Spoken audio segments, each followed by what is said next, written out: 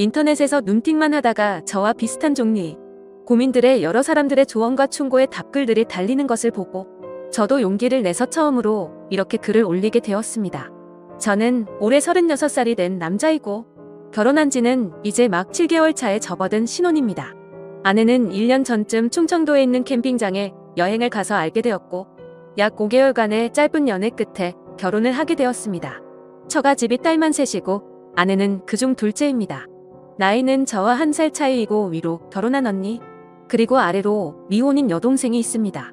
이 처제가 사실 굉장히 미모가 아름답고 몸매도 좋습니다. 처음 처가댁에 인사를 드리러 갔을 때 그 긴장된 와중에도 잠깐 스쳐 지나가면서 처제의 얼굴을 봤는데 깜짝 놀랄 정도로 미녀였습니다. 같은 핏줄인데 어떻게 내 여자친구와는 이렇게 다른 거지 생각이 들더라고요. 그만큼이나 연예인 못지않은 미인이었습니다. 키도 크고 몸매도 너무나도 뛰어났습니다. 직장도 모 대기업에 다니고 있고요. 처음에는 몰랐는데 제 아내와 처제는 어릴 때부터 서로 사이가 굉장히 좋지 않다고 하더라고요. 여러 가지 일들이 있었겠지만 정확한 이유는 저도 듣지 못해서 잘 모르겠습니다. 지금까지도 둘이서 만나면 거의 한두 마디 형식적인 대화만 나눌 정도로 사이가 냉랭합니다.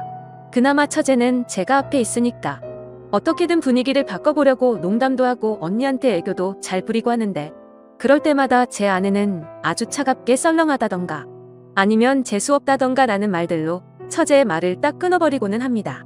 한 번은 제가 아내한테 화를 내면서 도대체 왜 그러냐고 그러지 말라고 처제가 노력하는 거 안 보이냐고 했다가 도리어 아내는 아무것도 모르면서 처제 편든다고 화를 내면서 짜증을 내더라고요. 여하튼 한 3개월 전쯤 그러니까 결혼하고 나서 3개월 정도 지났을 때 회사에서 긴급히 미국 출장을 가게 되었습니다. 그렇게 저는 미국행 비행기를 타게 되었고 원래는 한 달 정도 있을 예정이었지만 현지에서 일이 빠르게 끝나지 않아서 6개월 이상을 그곳에서 머무르게 되는 상황이 되었습니다. 출국하기 전 아내와 아내 친구들 그리고 처제와 제 친구들이 다 같이 한자리에 모여서 술을 마셨습니다. 새벽까지 쉬지 않고 마신 탓에 다들 거의 정신이 반쯤 나간 상태였었고 분위기가 엉망진창이었습니다. 그나마 주량이 센 편인 제가 주변 정리를 천천히 하고 있었습니다. 그런데 갑자기 처제가 저에게 다가오더니 몸 조심히 잘 다녀오시라고 했고 처제는 제게 필요한 거 있으면 연락하라고 그러면 택배로 보내주겠다고 했습니다. 그런 처제의 착한 마음씨에 저는 고마워서 처제밖에 없다고 차라리 처제랑 결혼할 걸 그랬다면서 농담을 던졌습니다. 그때 처제가 제게 말했습니다. 혹시라도 미국에 출장 갈 일 생기면 형부 보러 갈 테니 도착하시면 계신 곳 주소를 알려달라고 하더라고요.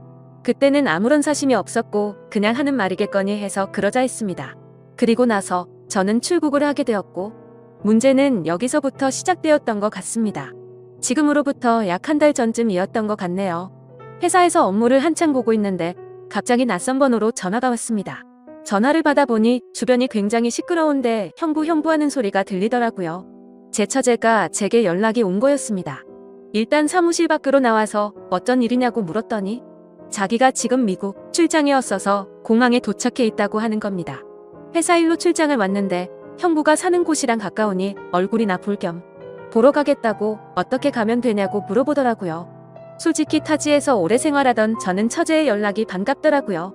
아무런 생각 없이 반가운 마음으로 버스 타는 방법을 알려줬고 도착하면 다시 전화하라고 했습니다. 그러고는 회사에 조퇴를 하고 처제 마중을 나갔습니다.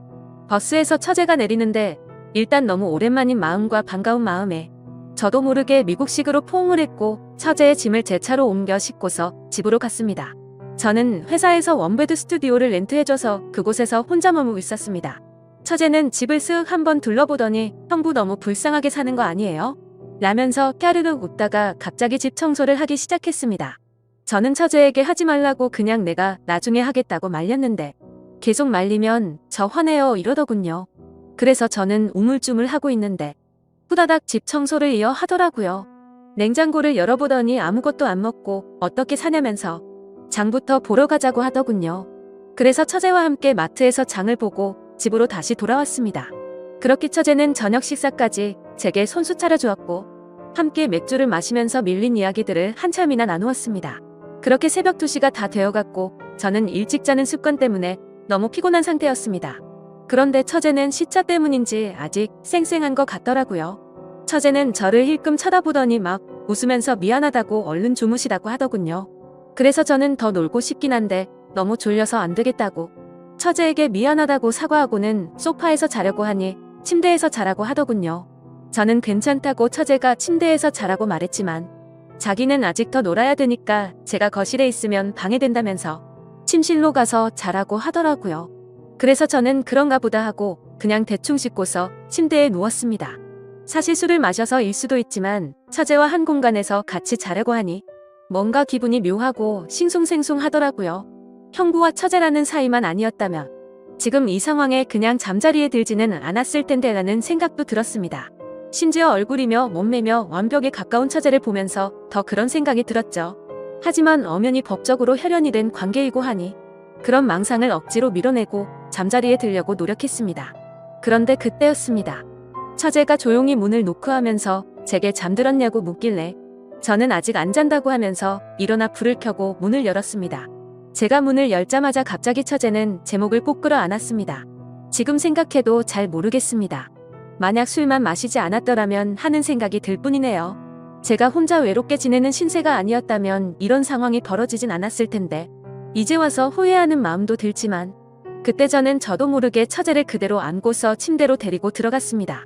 그날 밤 저희는 관계를 가지게 되었고 그 후로도 처제는 4일 동안 저희 집에서 머무르게 되었습니다. 그 기간 동안 저희는 마치 다른 세상에 온 듯이 너무나도 태연하게 마치 연인이나 부부처럼 하루에도 몇 번씩 사랑을 나누었습니다.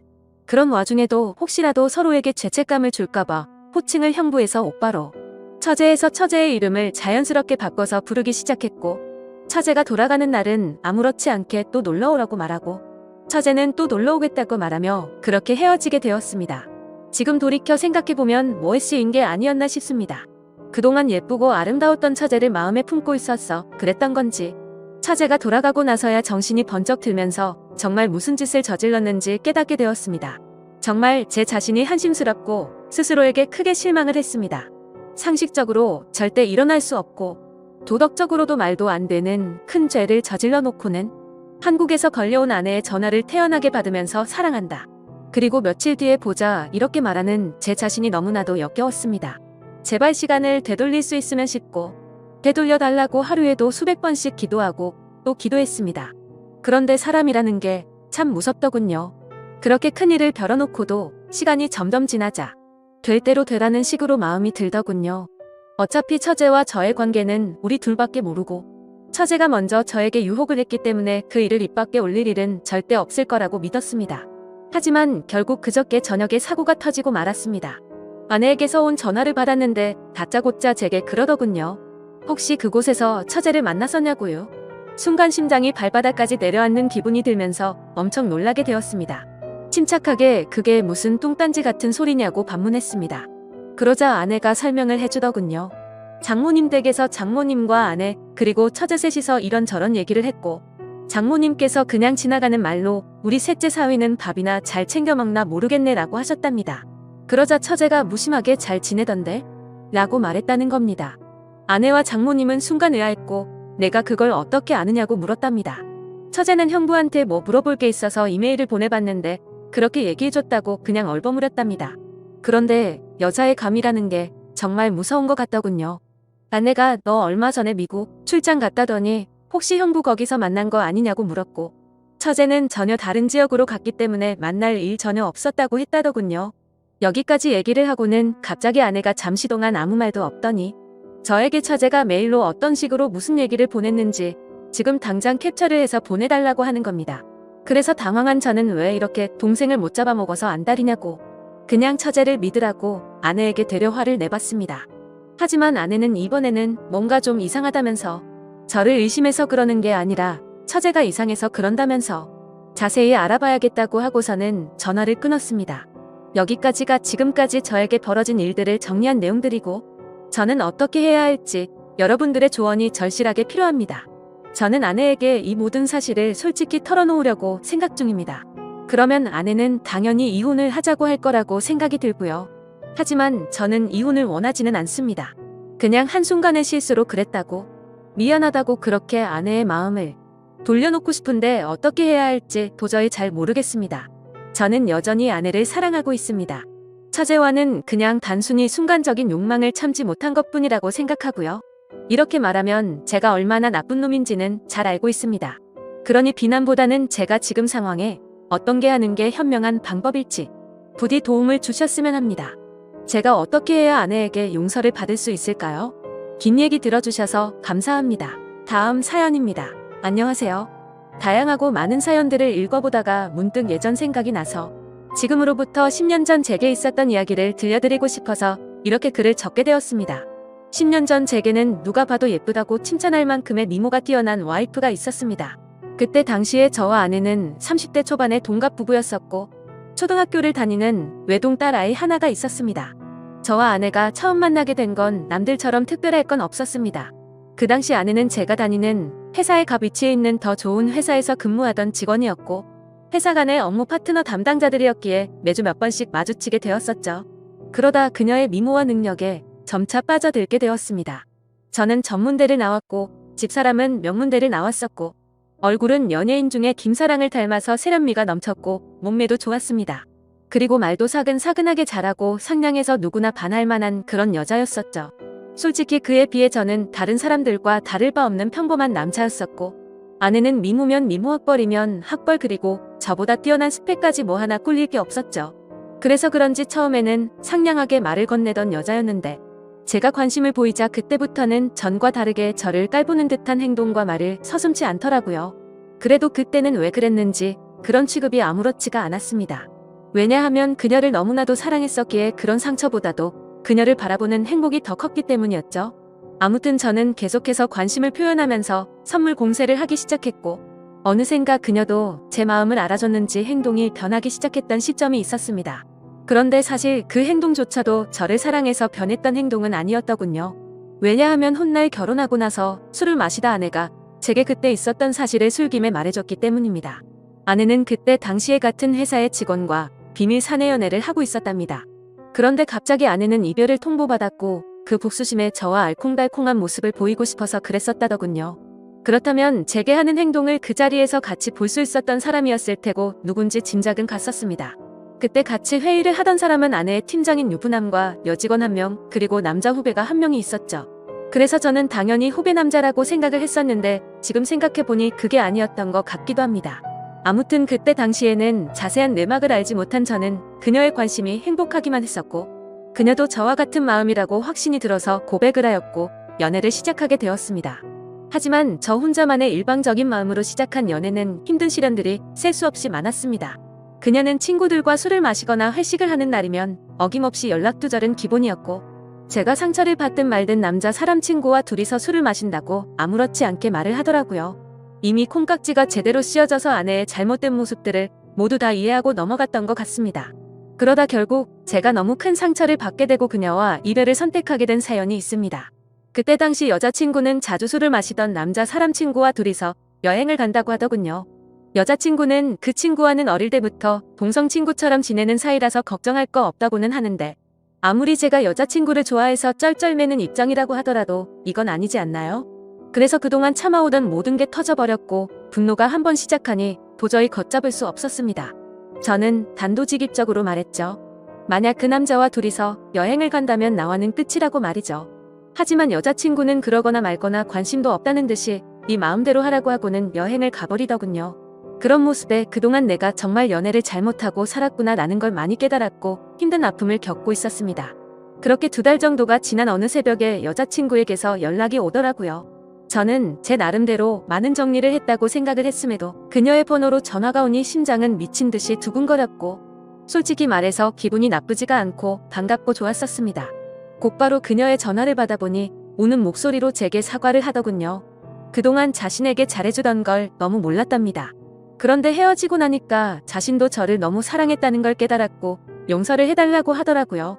그리고 그때 했던 선택은 자신도 후회한다며 다시는 그런 말도 안 되는 짓 하지 않겠다고 했죠. 솔직히 고민이 잠깐 동안 되기는 했지만 그녀의 말을 진심으로 믿고 싶었습니다. 그래서 그녀의 용서를 받아주었고 결국 연애를 다시 시작하게 되었죠. 그날 이후로는 다른 평범한 연인들처럼 그녀도 제게 헌신을 다해주더군요. 달라진 모습에 저는 하루하루가 행복했었고 제 선택에 후회가 없었습니다. 그렇게 행복한 연애를 하던 중 1달 정도가 지난 뒤에 아내는 제게 말했습니다. 아무래도 아이를 가진 것 같다고 해서 병원에 가봤는데 임신한 지 3개월이 되었답니다. 그 이야기를 듣고 나서 심장이 덜컹 하더군요.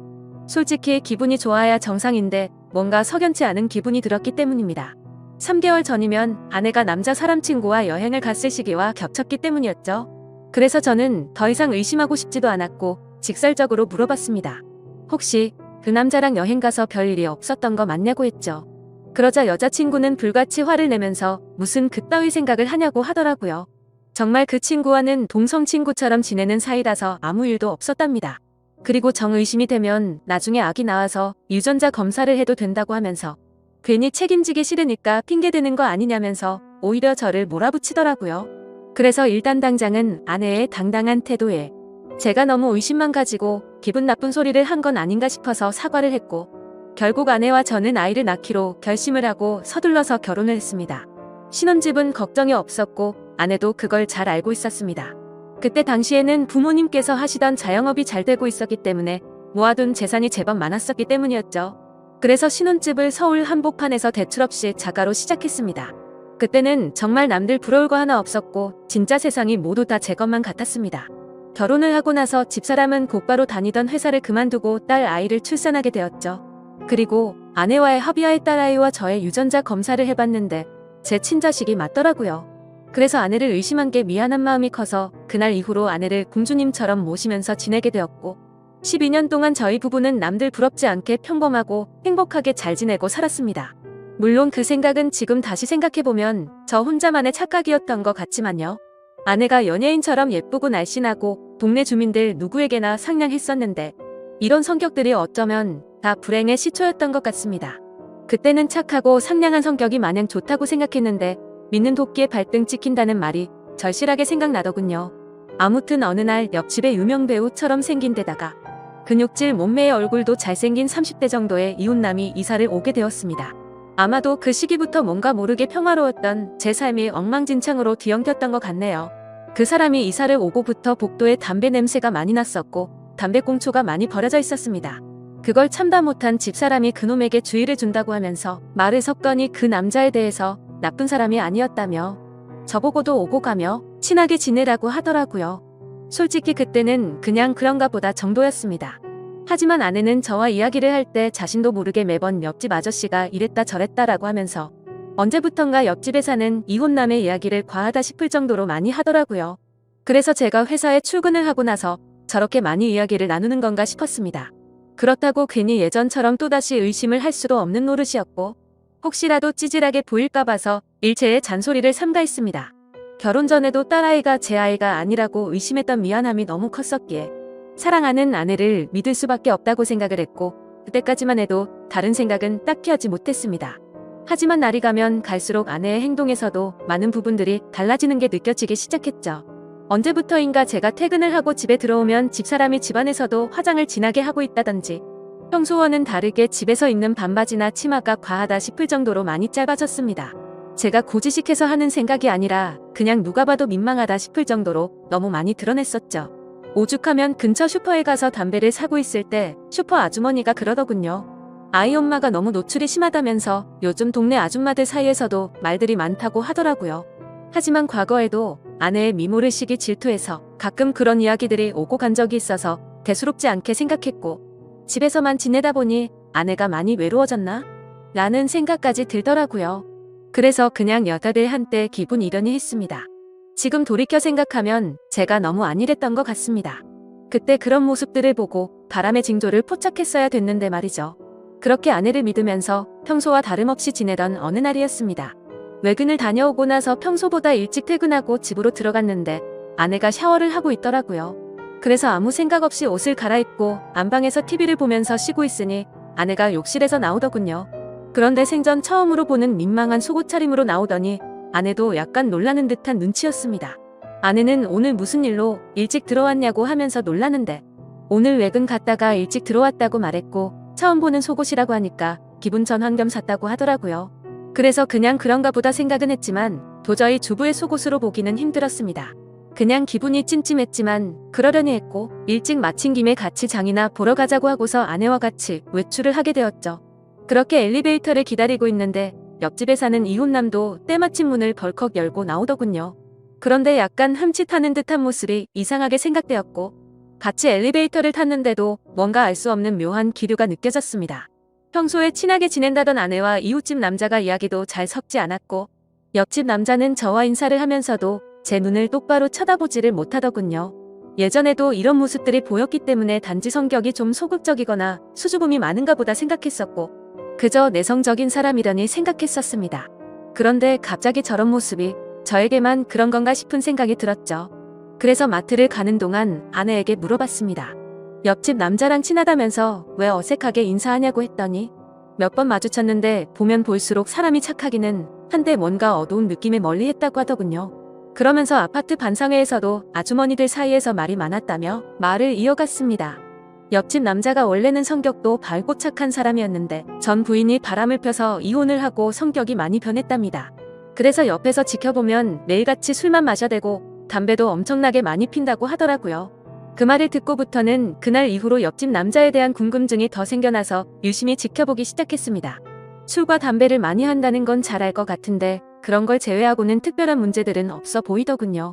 옆집 남자는 주말이면 어김없이 교회도 빠지지 않고 혼자서 잘 나가더군요. 단정히 성경책 들고 예배 가는 모습이 인상이 깊었고 그런 모습들이 어두워 보인다거나 다른 생각은 할 수가 없었죠. 그냥 누가 보더라도 겉보기에는 정말로 절대 문제가 있는 사람 같아 보이진 않았습니다. 그리고 눈을 잘 마주치지 못할 뿐 제가 보기에는 인사도 잘해서 친절하고 예의가 바른 사람으로 보였고 제가 직접 지켜본 옆집 남자는 아내가 말했던 모습과는 전혀 달랐기에 의심이 싹트기 시작했습니다. 솔직히 말해서 제 아내가 유부녀라고는 하지만 매일같이 운동을 다니면서 관리를 잘해서 아이를 출산하기 전처럼 몸매도 좋았고 피부 관리도 항상 잘해왔기에 20대 중반으로 밖에 보이지가 않았죠. 그래서 길을 가다가도 남자들이 10명 중에 5명은 다시 쳐다볼 정도로 훌륭했었기에 옆집 사는 남자도 충분히 관심을 가지고서 저 몰래 들이대지 않았을까 싶었습니다. 그리고 그때부터는 별의별 생각이 다 들더라고요. 외근하고 일찍 들어간 날도 아내가 굳이 그 시간에 샤워를 하고 있었던 것도 수상했고 왜 그때 때마침 옆집 남자는 외출을 했으며 서로가 어색해했던 이유가 뭘까 이런 생각이 들었죠. 사실은 아내는 그 남자를 만나기 위해서 샤워를 했고 둘이서 만나려고 했는데 제가 있어서 둘 다 놀라서 그런 상황이 벌어진 게 아닌가 이런 생각이 들었습니다. 심지어 그날 마트에 다녀오고 나서도 잠들기 전 낮에 봤던 아내의 모습이 아른거려서 다가갔더니 아내는 이 핑계 저 핑계를 대면서 저를 피했던 모습이 기억났습니다. 절대 2번 다시는 아내를 의심하지 않는다고 맹세하고 지키려고 애써봤지만 의심이 싹을 트기 시작하니 걷잡을 수 없이 커져가더군요. 아내가 입고 있는 의상들도 예전에는 그러려니 했었는데 이제는 옆집 남자한테 잘 보이라고 저 따위로 입은 건가? 라는 생각이 들기 시작했고 회사에서 일을 하고 있을 때도 지금쯤 아내가 바람을 피우고 있는 건 아닌가라는 생각에 일도 제대로 손에 잡히지가 않았습니다. 하지만 뭔가 의심이 되긴 했지만 예전처럼 아무런 증거도 없이 따질 수도 없었고 솔직히 말해서 이 모든 일들이 제 추측일 뿐 결정적인 사건이 없었기에 제가 착각을 하는 거라고 위안을 삼았습니다. 심지어 일이 걷잡을 수 없이 터져버리고 나면 지금의 이 행복한 가정이 깨지지 않을까 걱정도 되더라고요. 오죽하면 만약 아내가 바람을 피운 게 맞다고 하더라도 살다 보면 집사람도 사람이니까 잠시 한눈을 팔 수도 있고 봄바람에 그러려니 하고 빨리 제자리로 돌아오기만을 바랄 정도였죠. 하지만 아무리 제 자신에게 주문을 걸듯이 편하게 생각하려고 해도 자꾸 이상한 기분은 지워지는 게 아니라 점점 더 커져갔고 더러운 기분은 머릿속을 떠나지를 않았습니다. 그래서 결국 오랜만에 만난 친구들과의 술자리에서도 제 표정이 어두워 있으니 친구들은 집요하게 제게 무슨 일인지 물어보게 되었고 너무 답답한 나머지 어쩔 수 없이 제 고민을 털어놓게 됐습니다. 그랬더니 친구들은 한참 동안 고민을 하더니 한 친구가 솔깃한 방법을 제안해 주었습니다. 집안 천장에 작은 소형 카메라를 설치하는 게 어떻겠냐고 권하더군요. 이렇게 백날 천날 고민하고 또 고민해봤자 의심은 더 커질 거라며 차라리 제 생각이 맞든 아니든 하루라도 빨리 아는 게 저와 딸아이를 위한 거라고 하더라고요. 그 말을 듣고 보니 저도 같은 생각이었습니다. 예전에 딸아이의 친자 검사를 할 때도 의심을 하던 시기가 너무 힘들었었고 막상 검사를 할 때는 덤덤했었고 제 친자식이라는 결과가 나오니 더 행복해졌던 전례가 있었기 때문이었죠. 아내를 또다시 의심해서 미안하지만 만약 아니라면 평생 동안 헌신하겠다는 생각으로 아내가 운동을 나가고 집이 비어있는 시간에 작은 소형 카메라를 설치하게 되었습니다. 지금부터 세상에 이런 일이 또 있을까 싶은 반전 드라마가 시작됩니다.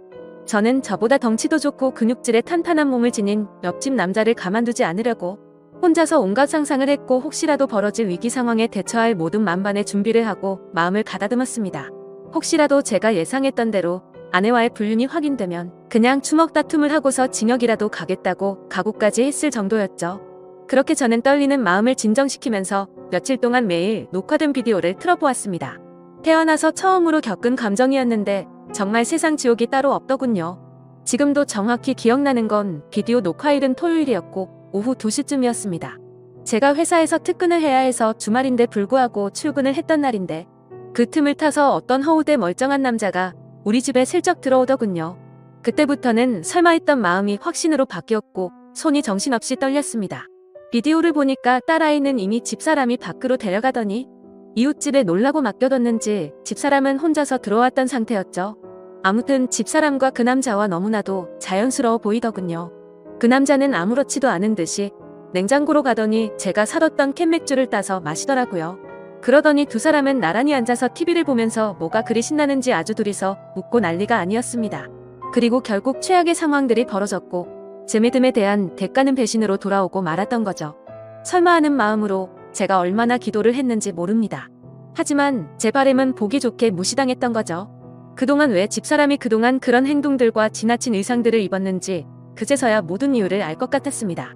그러다가 남자가 카메라 쪽으로 뒤돌아서게 되면서 그 정체를 알게 되었죠. 저는 당연히 옆집 남자겠거니 생각하면서 얼굴을 유심히 들여다보고 있는데 깜짝 놀라서 소리를 지를 뻔했습니다. 제가 예상하던 옆집 남자가 아니라 아랫집에 사는 제 딸아이의 친구 아빠더군요. 그 남자의 딸과 제 딸아이가 같은 학교를 다니는 친구라서 부모들끼리도 잘 알고 친한 사이였습니다. 그래서 그런지 이런 말도 안 되는 짓거리를 하고 있었다라는 게 너무 현실감도 없었고 이해도 되지 않더라고요. 아랫집 남자는 나이가 많고 얼굴도 못생겼을 뿐더러 고지식한 선비 마냥 점잖은 사람이었기에 정말 상상조차 못했었습니다. 정말 제 집사람이 제정신이 아닌 건가 싶었고 절대로 용납할 수 없는 짓을 하고 있었던 거죠. 그때부터는 도저히 제정신으로 버틸 수가 없겠더군요. 눈물이 쉴 새 없이 흘러버렸고 더 이상 영상을 계속 볼 수가 없어서 비디오를 꺼버렸습니다. 온몸에 힘이 빠지고 어지러워서 움직이기가 힘들더라고요.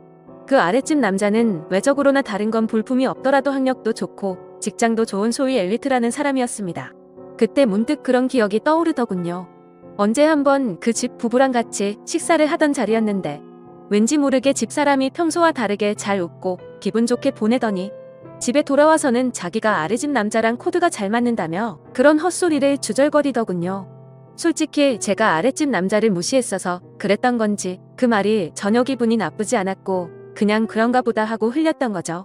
지나고 나서 생각해보니 그때부터 이미 눈이 맞았던 걸 눈치챘어야 했던 건데 제가 너무 한심스럽고 원망스러웠습니다. 저는 너무 열이 받아서 지금까지 벌어진 모든 사실을 인터넷에 올려서 이것들을 온 천하에 알리고 싶었고 두 번 다시는 세상에 차마 얼굴도 못 들고 살게 만들고 싶었는데 차마 딸아이 때문에 도저히 그렇게는 못하겠더군요. 그러면 차라리 평생 죄책감을 갖고 살아갈 수 있게 내가 잘못되는 게 그게 최고의 복수겠거니 생각하고 옥상을 2번이나 올라갔다 내려왔다를 반복했지만 도저히 겁이 나고 용기가 나지 않아서 집으로 돌아왔습니다. 세상에서 가장 큰 분노가 생겼는데도 불구하고 어떤 복수를 하는 것조차 쉽지 않다라는 걸 처음으로 깨달았던 것 같네요.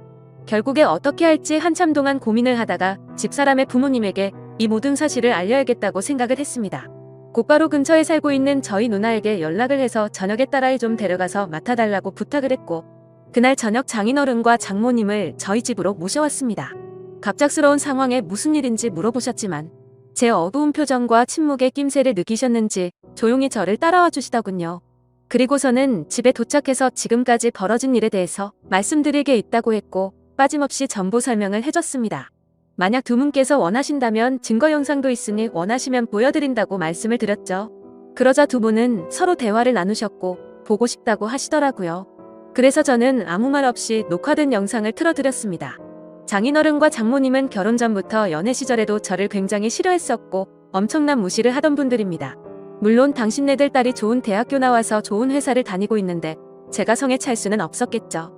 하지만 차마 입에 올릴 수 없는 말까지 서슴지 않게 하면서 무시하던 장인과 장모였는데 표정이 정말 가관이더라고요. 영상을 보시던 장모님은 울음을 터뜨려버렸고 장인어른은 아무 말 없이 줄담배만 피우더군요. 그렇게 짧은 침묵이 지나고 나자 장모님께서 갑자기 제 두 손을 붙잡고 울기 시작했습니다. 자식을 잘못 키운 죄라고다. 자기 탓이랍니다. 내 딸이 잠깐 정신이 나갔던 것 같다며 한 번 더 그러면 자신이 절대 가만두지 않을 거라면서 손녀딸을 생각해서라도 한 번만 용서를 해달라고 하더군요. 솔직히 처음 보는 장모님의 태도와 행동에 저도 마음이 조금 흔들렸습니다. 하지만 아내의 불륜 사실을 직접 보게 된 저는 도저히 더 이상 이 관계를 유지할 수가 없었습니다. 그래서 제 생각과 감정을 아주 솔직하게 말씀을 드렸죠. 금이야 오기야 키워온 딸이 이런 말도 안 되는 충격적인 짓을 저지른 걸 알게 된 장인 장모는 두 분 다 더 이상 말을 잇지 못하셨고 제 뜻대로 하라고 하시더군요. 그렇게 이야기를 마치고 난 뒤에 장인 장모는 집으로 가셨고 몇 시간 뒤 집사람이 정신 나간 사람처럼 문을 열고 들어와서는 문이 부서질 듯이 문을 닫고서는 들어오더군요. 아내는 지금 제정신이냐고 적반하장으로 나왔습니다. 네가 뭔데 나에게 있던 일을 자기 부모에게 말도 없이 말했냐며 욕을 하기 시작하더라고요. 그냥 이혼하면 쉽게 끝날 문제인데 이를 왜 키우냐고 하면서 이혼하자고 발악을 하면서 대들더군요. 그 모습을 보니 너무나도 허탈했고 슬퍼서 오히려 제가 눈물이 다 났습니다. 저에게 미안하다고 한마디만 했었더라도 많은 게 달라졌을지도 모릅니다. 차라리 거짓말이라도 하면서 울고불고 빌었더라면, 다시는 안 그러겠다고 매달렸다면 아마도 저는 용서했을지도 모릅니다.